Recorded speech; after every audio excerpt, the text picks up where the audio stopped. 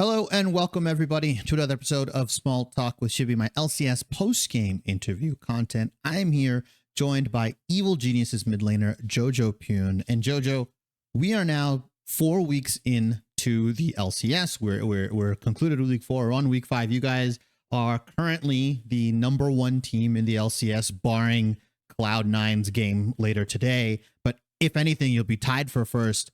I want to ask you about kind of the start of the season. Did you feel a little bit disrespected when all the early analysts, all the early pundits came out? They talked about EG, they talked about blowing up the roster and how you were the only remaining piece. Did you feel like you were playing with like a chip on your shoulder? Did you feel disrespected by those comments and by the way individuals rated you? And is that kind of driving you now with, having a near MVP level performance, if not MVP level performance? Kind of. I feel like when I don't really see too many analysts or whatever talk about EG, but Sure. probably they weren't gonna assume we were first. Like they probably thought we'd be middle of the pack, which is honestly understandable since I played bad last split and we blew up the roster and I'm playing with 4 new players. So honestly, it's understandable that they did that, but I didn't really feel. Obviously, I felt disrespected, but I kind of deserved it after last split since I didn't perform my best. So at the same time, it's like I just have to know myself that I have to play well. It's not really like depending on other people. So it's just a self-realization for me, I feel like. And then because I feel like my confidence comes from how good I think I am. So I think after I boot camped and I really tried to improve this play, I was really confident in myself. So I would say that. I mean, obviously, it feels good when people doubt you and your team that you perform, but I wouldn't say that Of was the course. main factor. But I would say it's like a small factor.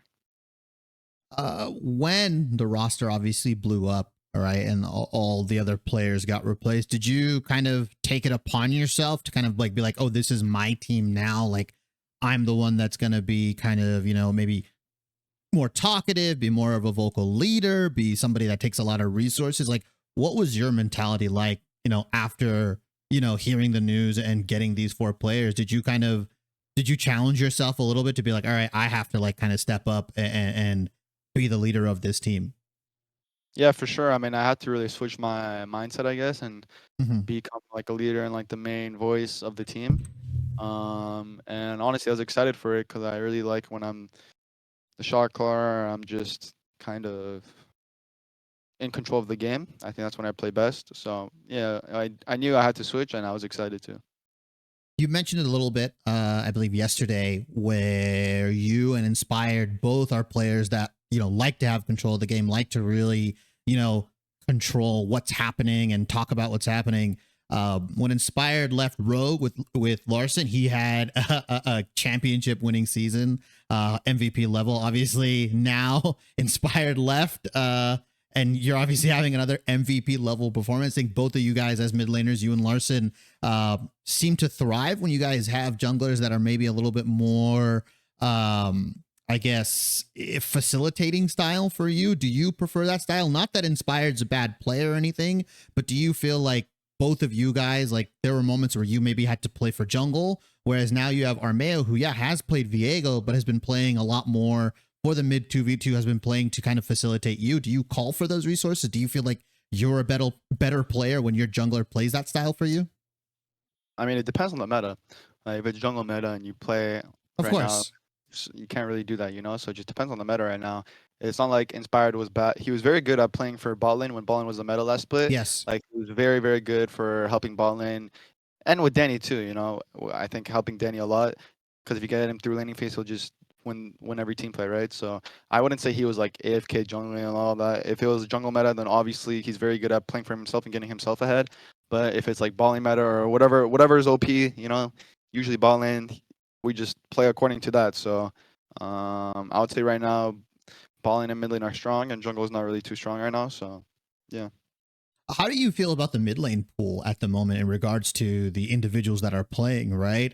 Do you feel like, obviously you've gotten better as a player, but do you feel like the overall level of mid lane has kind of gotten lower, right? I mean, we have a bunch of new pieces coming in, right? You have people like Quid, people like Insanity and Ruby swapping out. Obviously, we have Palafox, who's a mainstay, right?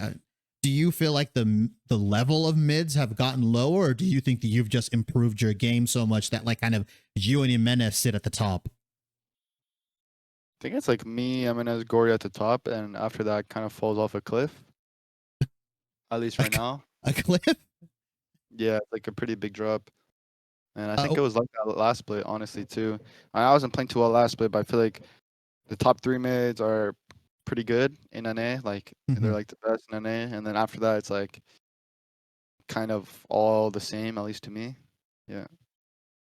What is it like playing, going from playing with somebody like, Impact, who is like everybody says a rock in the top lane, very, very stable, to somebody like Revenge, who's wants to maybe play more carry orientated, or was considered a carry oriented player with Immortals. Obviously, he's played more tanks this time, but he did have a Fiora game. He did have somebody in that top lane who's willing to kind of share that carry role. Is that like, what do you like playing with Revenge in that aspect? Like, what are the differences between Impact and Revenge that you may like, or may like?